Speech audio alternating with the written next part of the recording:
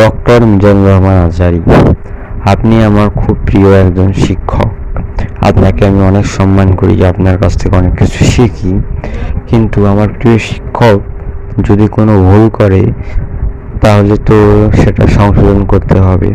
এখন আমি শুধুমাত্র আপনার ভুল ধরলাম এবং বাকি কোনো আলেমের ভুল ধরলাম না, এটাও কিন্তু আমার অনেক বড় কবিরা গুনাহ। কিন্তু আমি আপনার ভুল এই কারণেই ধরলাম, কারণ আপনি অনেক বড় একজন আলেম, আপনি অনেক অনেক বড় ডিগ্রি আছে। এত বড় ডিগ্রি থাকা সত্ত্বেও যদি আপনি এসব ভুলের মাধ্যমে অনেক লোকের মাধ্যমে এই ভুল তথ্যটা ছড়াচ্ছেন, এই জন্য শুধুমাত্র আমি আপনার নামটা নিলাম, নাহলে কিন্তু আমার প্রিয় শিক্ষকের নাম আমি কখনোই নিতাম না। আপনি আপনার মেয়ের ছবি ফেসবুকে পোস্ট করেছেন, তার ছোটবেলার ছবি। তার এই যে ছোটবেলার ছবি, এটা কিন্তু ইসলামিক নীতি অনুযায়ী হারাম। কেন হারাম?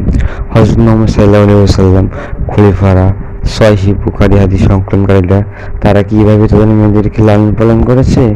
অ্যাবসলিউটলি না। তাহলে আপনি কেন করলেন? এটা কিন্তু আপনার ভুল, যদিও আমি জানি না যে আপনি সেটা কতটুকু স্বীকার করবেন এবং কতটুকু স্বীকার করবেন না। আর দ্বিতীয়ত হচ্ছে যে উমর তার ছেলেকে মদ্যপানের অপরাধ, তারপর হচ্ছে ইমাম হাসান বিষপানের অপরাধ, তার স্ত্রী, এরকম অনেক ভুল তথ্য কিন্তু আপনি ছড়াচ্ছেন। আমি জানি সেগুলো তারিকাল তারাবি থেকে নেওয়া। তারিকাল তারাবি 40% শুদ্ধ, আর বাকি 60% হলো অশুদ্ধ। এই যে 60% অশুদ্ধ, এই ভুল কিতাব থেকে আপনারা এই তথ্যগুলো ছড়াচ্ছেন।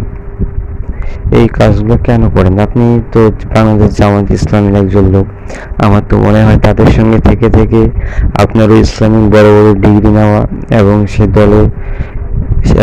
সেই দলে যে ভুল স্ট্রাকচার, ইসলামিক সুকৌশলে ইসলামিক নীতি বিক্রি করা হচ্ছে, ইসলামিক নীতি অক্ষুণ্ণ করে যে রাজনীতি করা হচ্ছে, আপনিও সেটা দ্বারা প্রভাবিত। আমি দোয়া করি আল্লাহ তাআলা আপনাকে হেদায়েত দান করুক এবং একজন প্রকৃত ঈমানদার হন আপনি। এটাই হলো আমার প্রত্যাশা।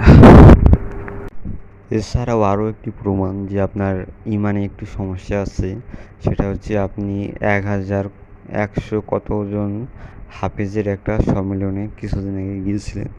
সেখানে আপনি 1000+ হাফেজদের উদ্দেশ্যে বলতে গিয়ে আপনি একটা গর্ব করে বলেছেন যে আমার গর্ব হয় যে আমাকে একটা এরকম একটা মজলিসে আমাকে দাওয়াত দেওয়া হয়েছে। কিন্তু গর্ব করা হারাম, একটা দলিল আমি দিয়েছি, ভিডিওটা দেখুন। তাহলে চিন্তা করুন, এই যে আপনি জামাতের সঙ্গে থেকে মানুষকে যে ভুল ফতোয়া দিচ্ছেন, তার জন্য কি আপনাকে জাহান্নামের শাস্তি ভোগ করতে হবে না?